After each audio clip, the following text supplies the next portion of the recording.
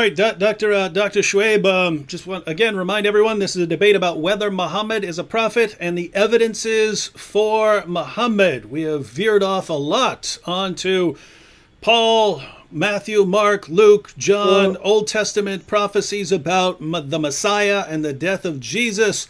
Dr. SHUAIB right now has an opportunity to steer it back onto course and tell everyone who's watching. We have almost 2,800 people watching live. Dr. SHUAIB now has this opportunity to tell everyone why we should believe that Muhammad is a true prophet, and he gets an opportunity to expand upon his evidences for the prophethood of Muhammad. Okay. See, he said that I lied about Isaiah 53, that he was in the prison. I'm just reading from the Bible. This is Bible, King James Version Bible. Isaiah chapter 53 verse number 8. He was taken from prison. Prison word is there. He was taken from prison. Can you see here? He was taken from prison. Isaiah chapter 53 verse number 8. He was taken from prison. The word prison is there. I'm not lying.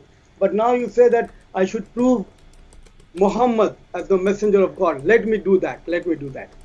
See, Quran, Alhamdulillah, is a book given by Muhammad peace be upon him.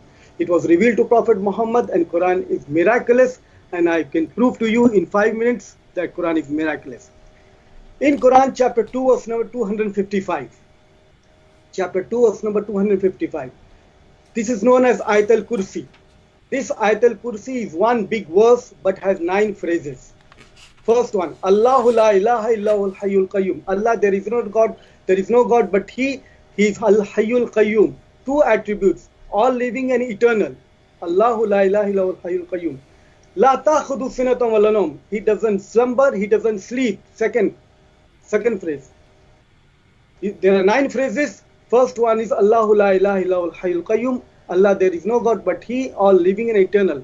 Second phrase, La ta'khudhu sinatun wa la nawm. He doesn't slumber, he doesn't sleep. Second phrase. Third phrase, Lahu ma fis samawati wa ma fil ard.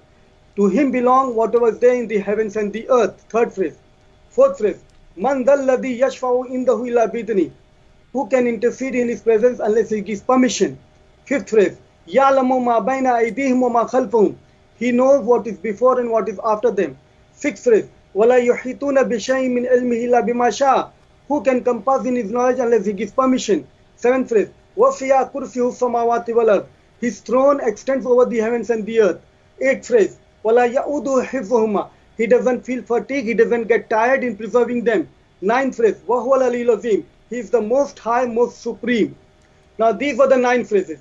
Now the first one and the 9th one. Allahu la ilaha illahu al-hayyul qayyum. Allah, there is no God but He. Al-hayyul al-qayyum. 2 attributes, all living and eternal. In the first phrase, 2 attributes, all living and eternal.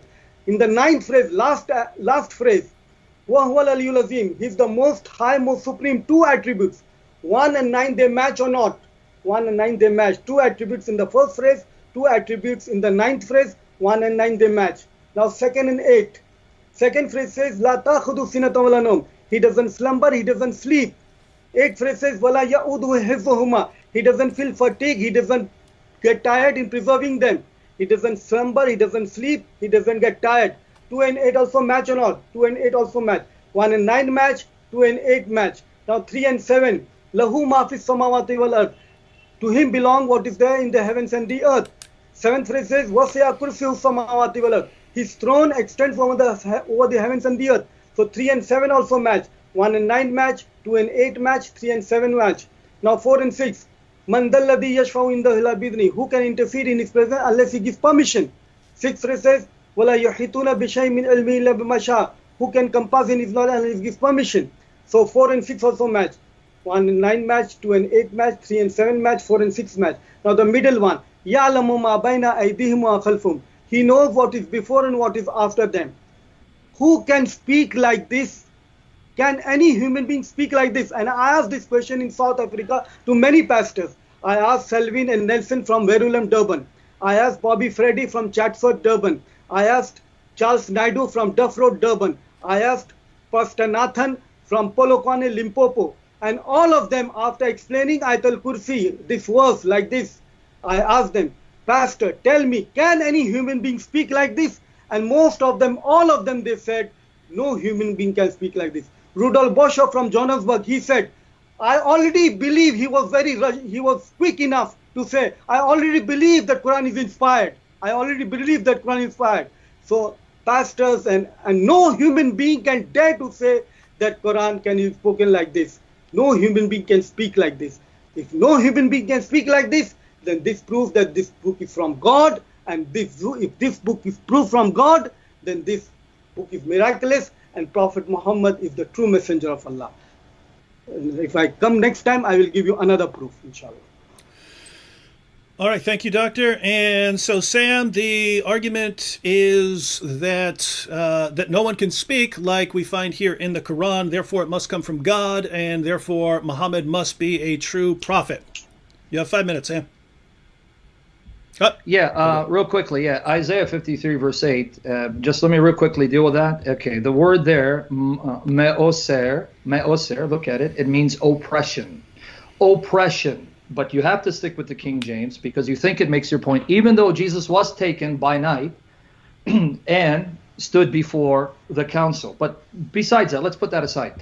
You're saying that supposedly this mathematical pattern somehow proves that the Quran must be divine in origin. At the most, even if I grant that, it only proves it has a satanic origin because Satan is able to do things that human beings can't do. So thank you for proving that the origin of the Quran is satanic, which is why we find patterns that a human being cannot do, but Satan surely can do, because the Bible says that Satan can do signs and wonders to deceive people, which is why you're deceived. That's number one.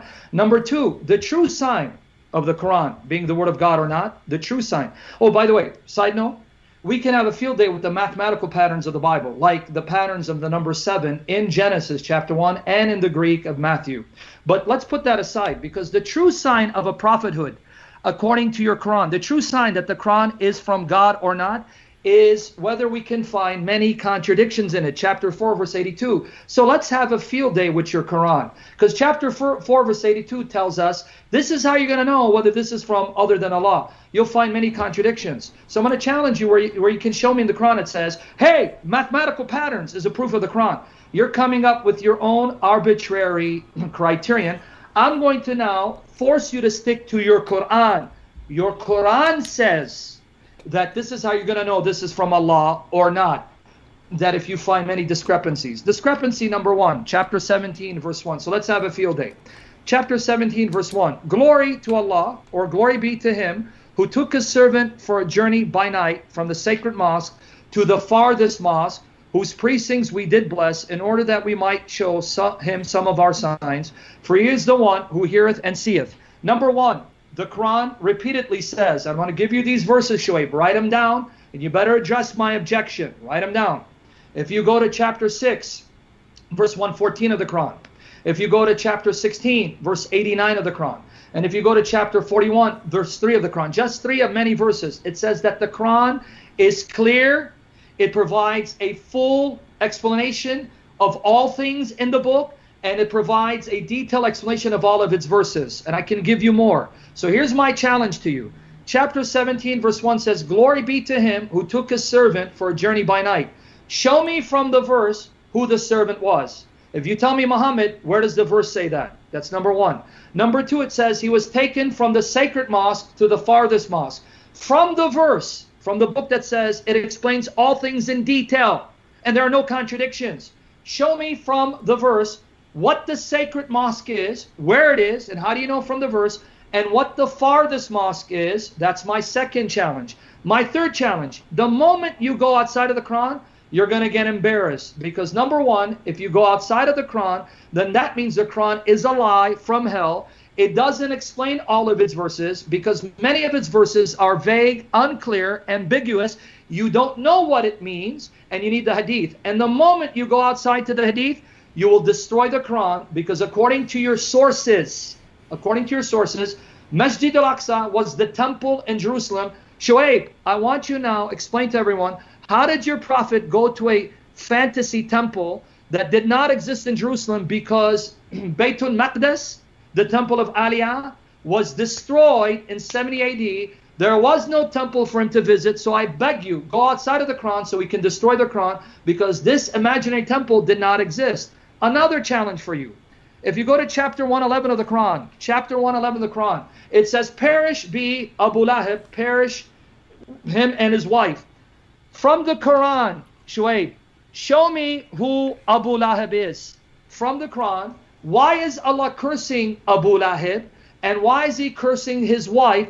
The moment you go outside of the Quran, you bury the Quran, because let me remind you of the verses. Chapter 6, verse 114. Chapter 16, verse 89, chapter 41, verse 3, it says, this book is fully detailed. It explains everything in detail. It even explains its verses in detail. So if the Quran is right, the Quran will provide the explanation. But the moment you go outside the Quran, you bury the Quran, you destroy Muhammad's prophethood, and you show the Quran is a lie from the pit of hell. Answer my questions from the Quran, because I got more contradictions for you. We're going to have a field day tonight, SHUAIB. Make sure you answer my objections. Go ahead, your time. All right, let me reset my, one second, let me just reset my timer. And so, Doctor, for everyone who's tuning in, because I keep seeing we get more and more people, for everyone who's tuning in, Dr. SHUAIB made a case for the divine origin of the Quran, which would make Muhammad a prophet, and then Sam responded by arguing that the Quran is not from God. And now Dr. SHUAIB will have 5 minutes. All the pastors, I asked this question, can any human being speak like this? All the pastors, they say no human being can speak. None of them, they said that it could be from Satan. Now, this person has said that this is from Satan. This cannot be from Satan, because Quran is speaking against the Satan. In chapter 16, verse number 88, verse number 98, وَإِذَا قَرَأْتَ الْقُرْآنَ فَاسْتَعِذْ بِاللَّهِ مِنَ الشَّيْطَانِ. If you read Quran, seek refuge from Satan the accursed. Quran is against Satan. In chapter 5, verse number 90, in Ya ayyuhalladhina amanu innamal khamru wal maisiru wal ansabu wal azlamu rijfun min amali shaitan. Oh, you believe intoxicants and gambling and dedication of stone are Satan's handiwork. Shun such abomination that you may prosper. If it was from Satan, then it should say that intoxicants and gambling and dedication of stones are good things. Oh people, practice all these things that you may prosper. But no, Quran is speaking against the Satan. And Mark chapter 3 verse number 23-24 says that if the kingdom of Satan is against itself, the kingdom will fall. If Satan is against himself, the kingdom will fall. So Satan cannot speak against itself. So you are lying again about the Quran. You are lying about the Quran is contradicting. Quran is not contradicting. Quran is a miraculous in that aspect also. Chapter 4 verse number 82. If our time permits, I can elongate it. Now you say that this is a contradiction. Chapter 17 verse number 1 and other verses which says clear, it is a contradiction. No, it is not a contradiction. Contradiction means that if the verse says that he took from the sacred mosque to the father's mosque, then you should show me that he did not take from sacred mosque to the father's mosque. This is how you should show the contradiction. This is not a contradiction. So you should understand what is contradiction. Now you are lying about the Quran, you are lying about Muhammad sallallahu alaihi wasallam. And let me give you another proof. In Surah Al Imran, chapter 3, verse number 59. Inna masala Isa inda Allahi ka masala Adama. Khalaqahu min turabin thumma qala lahu kun fayakun. The similitude of Jesus in the sight of God is just like Adam. He created Adam from dust and he said, and he be and he was. Now, how many times the phrase says that Jesus is like Adam? Jesus is like Adam. How many times Jesus by name is mentioned in the full Quran? He's mentioned by name 25 times. Jesus Christ by name is mentioned in the full Quran 25 times. You can take the help of concordance, you can count it, that he's mentioned 25 times. How many times Adam, peace upon him, he's mentioned in the full Quran? Adam, peace upon him, is also mentioned 25 times. Jesus Christ is mentioned 25 times. Adam, peace upon him, is also mentioned 25 times.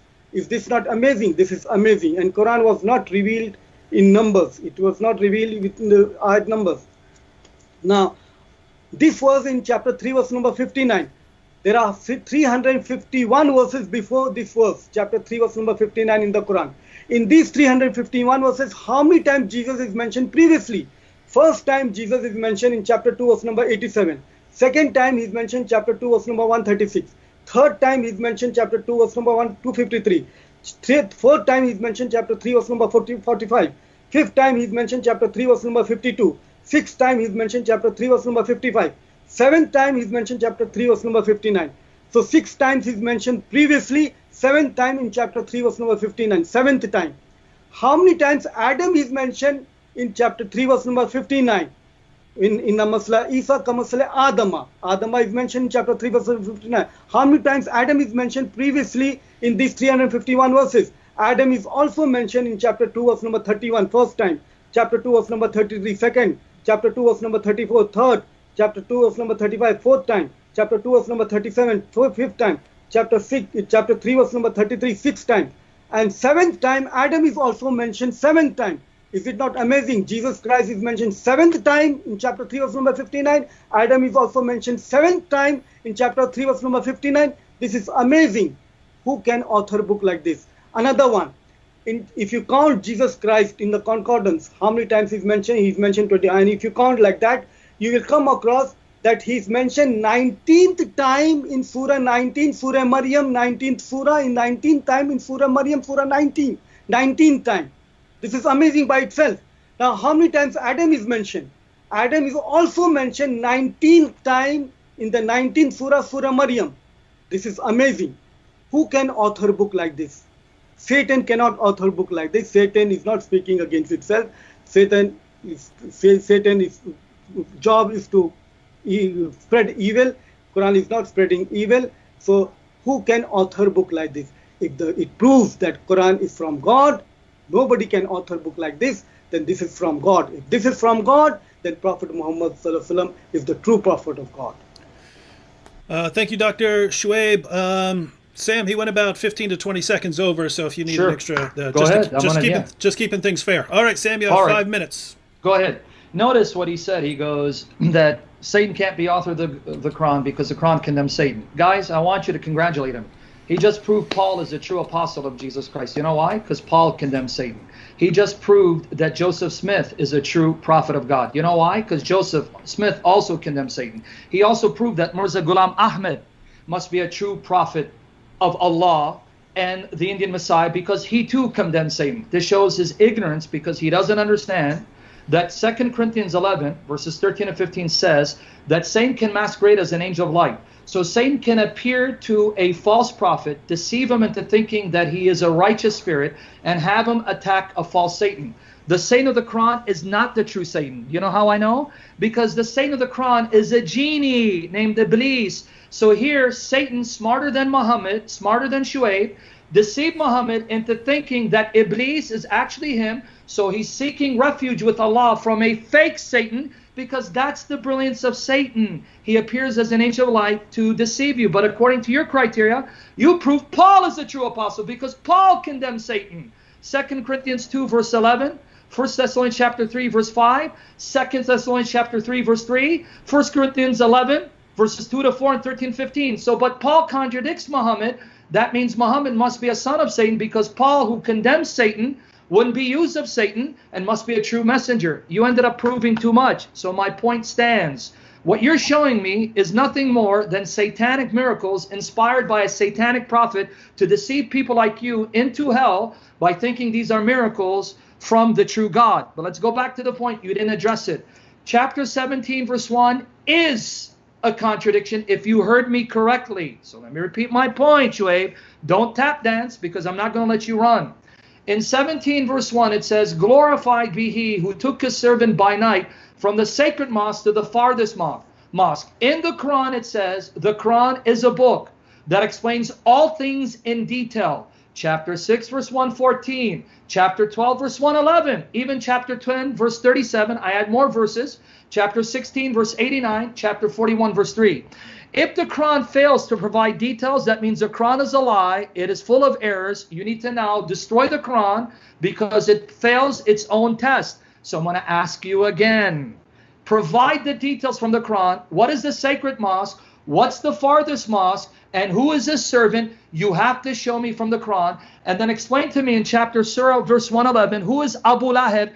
You have to show me from the Quran. If not, then your Quran is full of errors. It's full of holes. It's full of contradictions. Stop being a Muslim. And then on top of that, you said, well, the Quran condemns intoxicants. It's a work of Satan.